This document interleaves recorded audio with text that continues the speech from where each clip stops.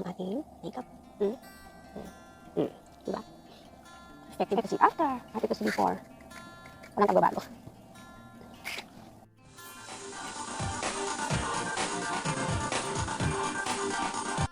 Hello, good morning. Good morning. Good morning. Good morning. Today is another day. It's Friday and it's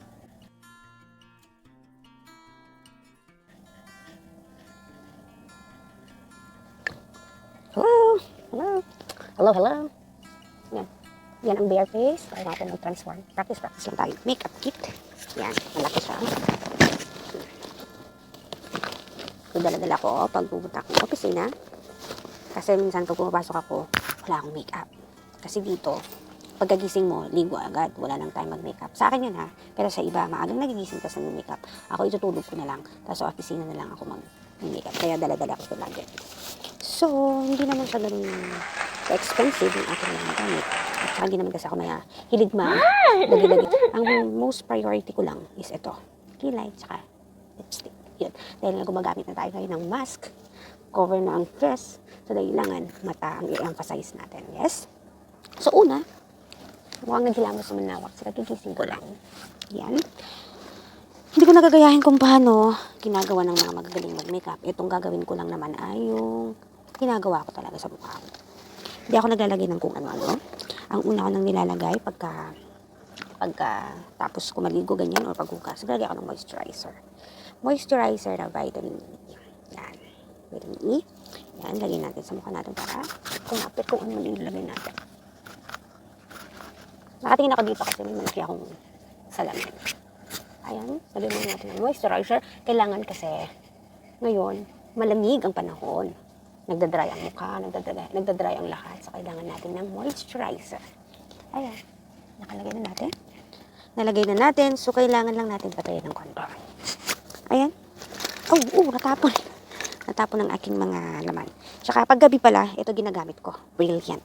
Dati ang dami kong pimples. Nagkaroon lang ako nito ngayon kasi malapit na ulit akong datnan. Pero usually wala na yan. Dati, last January to April, ang dami kong tighiyawat dito. Ang dami kong pimples. Pero when I started using this, suddenly, kuminis. Kaya napansin nyo ng mga kaibigan ko, nabanat, luminis. Pero you have to maintain, ha? Hindi porke kumanda na yung mukha mo, stop mo na. Dapat regular kang user para hindi masira ang mukha at hindi bumalik sa dati. So yan, tapos na tayo. Ito ang aking ginagamit na eyebrow pencil. So itong brown ang ating pipiliin, tsaka may this isang side is black. So yan, lalagay ko muna sa kilay ko. Kilay kasi inuuna natin. Dito ako nakatingin, ha.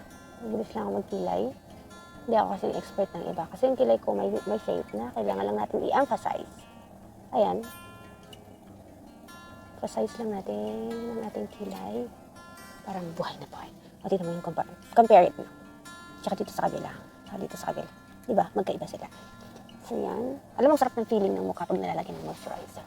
Ang lambot. Parang baby. Ang lambot. Parang baby. Yan. Lagyan natin ito sa kabila. Mukhang hindi pati ang ating pagkakalagay. So, ayusin natin. O, diba? Pagkagising ko, tapos ito gagawin ko, late na ako. Kasi nagigising ako dito 5:45, tapos nagmumuni-muni ako hanggang 6. Tapos 6 naliligo na ako. Tapos yung sundo namin, 6:30 na sa labas na. So wala nang time para mag-ayos. So dalhin mo na lang makeup kit sa opisina para doon na magpaganda. Yan. So, buhay na ang kilay ni Masha. Buhay na. Hindi ko alam pagpaktay, pero that's how I put my eyebrows. Oops. Brush lang natin siya.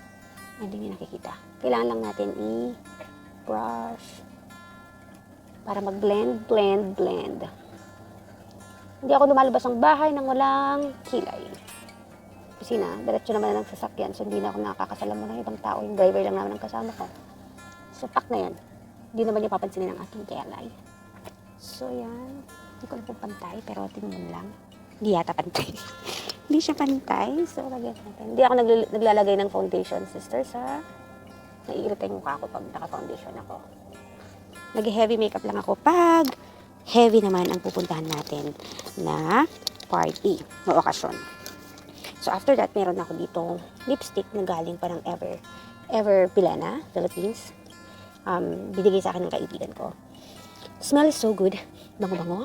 So, ito yung ginagamit ko dito sa akin. Ito nga, dahil natatakpan ng ating lips, kailangan natin i-emphasize ang ating eyes. Ayan. Blend lang natin. Blend using my ring finger kasi ito yung pinakamagaan sa lahat. Ayan. Para mas mabuhay yung mata. Yes. Ayan. And after that, lagay natin yung black side dito. Ito, black side. Ito yung brown side. Ito yung brown side nilagay ko sa eyebrows. Kasi itong black side nilagay natin dito sa ating liner. Eyeliner. Para yung mata kong singkit, medyo maging pag black daw kasi ang gagamitin, lalaki ang mata. So, ito yung ginagamit ko pampalaki ng mata. Kasi sabi nila sa opisina, open your eyes. Kinakadilat na yung mata ko ng big. Ayan. Diba? Yan na. Then, lagay natin dito sa ating eyelids. Tignan natin kung may pagbabago sa itsura ko. Ganun pa rin talaga. Wala ka talagang pag-asang mabago ang ating pagmumukha. Ito, mga ginagamit ko, hindi branded.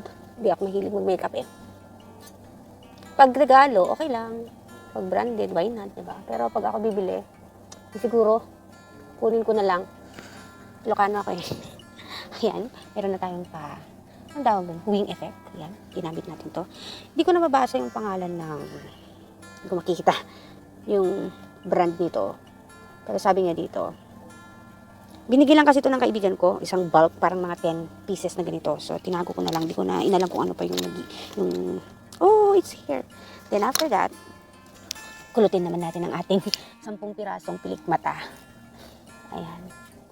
Sayang kasi hindi ko ginunting ng nanay ko to dati ng bata ako. Pero sabi nila, pag ginunting daw to ng bata ka, ng baby ka, ng kapapanganak mo lang, hahaba. Which is true, napatanayan ko yan sa kapatid ko.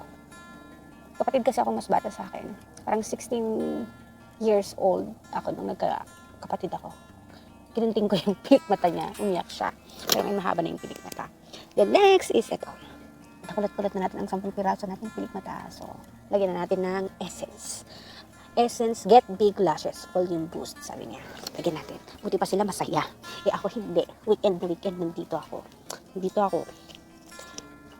Ayan, lagyan natin ng So, lagyan natin dito. Ayan, tingnan natin kung may difference. Okay. Kung may diferensya ba. Ay, dapat pala nag-makeup ako nang wala dito. Tapos dito meron para makita natin kung may pagbabago ba sa pagmumukha ng mga siyang Ayan. Ayan, tingnan mo. Tingnan mo yung pilik mata ko. Diba? May pagbabago. May difference. Dito buhay na buhay. Tapos dito, malungkot. Katulad ng nararamdaman ng mga taong pinabayaan at pinaubaya. Ay, ang sakit ng kanta ni Moira na yun. Ayan, tapusin muna natin to. Nag-iimot tayo mag-umaga. Tapusin natin para makita natin kung anong itsura ng mga siyang pag may makeup. Ayan. Kasi sa panahon ngayon, hindi na importante ang makeup. As long as mabango ka, yan ang importante. Mabango ka, fresh, and everything. Ayan. Sana naman nabuhay na yung mata ko. Malungkot. Masama kasing pakiramdam natin ngayon. Kaya kailangan natin mag-experiment. Bakit ako may brush? Hindi ko alam. Hindi na ako naglalagay dito. Alam mo yung nilalagay ko dito? Same as what I'm putting. Yung nilalagay ko dito, sa eyeshadow ko. Yung nilalagay ko dito. Brown din. Or sometimes pink. Or sometimes kung anong available. Dati, red ang ginagamit ko. Itong Maybelline. Kaso lang masyadong matapang. So, ang nilalagay ko na lang is ito ulit. Dahil brown siya. Lagyan natin. Strike lang na niya. Oo, diba? Ayan. Mamaya na sa lips pa ba tayo? Mula taas pa ba? So, dito. Mula ulo. Hindi pa. Hindi ko pa pala naayos yung ulo. Ganyan lang. Dito. Hindi ko na kailangan ng brush. Ang aking mahiwagang kanina lang. Ang aking pang strike. Ayan. Yes. Diba? Nabuhayan tayo. Nabuhay. Yes. Dahil hindi ganun katangos ang ilong natin. Ito na rin gagamitin natin, diba? Very useful. Yung brown, lagyan natin dito. Drawing tayo, ha? Drawing tayo. Tingnan natin kung ang aking pangong ilong ay tatapos. Nakita. Alam mo yung iba, magagaling na artist. Talagang galing. Isang strike o kabisadong-kabisado. Ilang taon kaya nilang pre-practice yun na pagandahin yung mukha nila. Eh, wala na pala yung mali. Ganyan. Talaga napaka-useful ng aking kamay. Gamitin natin. Kaya nga tayo binigyan ng kamay para gamitin natin sa lahat ng bagay. Ayan, feeling ko. May pagbabago pa. Or kailangan ko pang dagdagan. Dagdagan natin ng konti. Ayan, mukhang walang nangyari. Walang pagbabago. Ayan. Ang problema kasi sa ilong ko is mukhang kamatis na baby. Cherry tomato ang aking ilong. So, minsan naisip ko magpabawas. Ayoko magpatangos, pero magpapabawas ako. Soon, pag meron na tayong enough budget for that. Okay? So, for the meantime, ayan. Nalagyan na natin siya. Nasaan ang aking Wet n Wild na colorettes, eh? Colorette, ito. Yung mga pang eyeshadow, kung ano-ano man. Hindi ko siya masyadong nagagamit. Bigay din to ng friend ko. Ayan. Ganda ng color, oh. Diba? Ganda ng color. Parang earth colors. So, try natin yung nilalagay dito para mag-shiny. Ayan. Lagyan natin. Ayan.